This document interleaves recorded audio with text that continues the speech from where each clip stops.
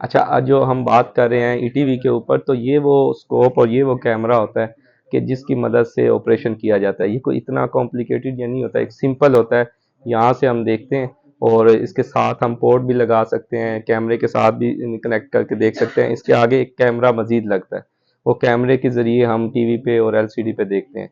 तो इसकी मदद से हम देख रहे होते हैं, और ये वो पॉइंट होता है जहाँ से ये फोलिस कैथीटर, ये वो पॉइंट होता है कि जहाँ से ये वो पॉइंट होता है कि जहाँ से हम फोगाटी कैथीटर डालते हैं, और उसी तरह ये आगे जाके ब्रेन के अंदर वो उसको सुराख पंक्चर करता है और सुराख बनाता है, और उसको वेंटिकुलोस्टमी कहते हैं।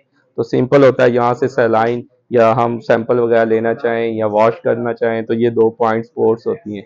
ये वो आई साइट है जहाँ से आप, आई पीस है जहाँ से देख सकते हैं, और उसके साथ कैमरा भी कनेक्ट हो सकता है। तो वो हम जब परफॉर्म करेंगे तो हम आपको दिखाएंगे भी और बताएंगे भी कि वो किस तरह से है। और सिंपल प्रोसीजर है, ये एक सुराख से यही कैमरा, यही स्कोप जाती है, सुराख करती है, उसके बाद निकाल के उसको स्टिच कर दिया जाता है।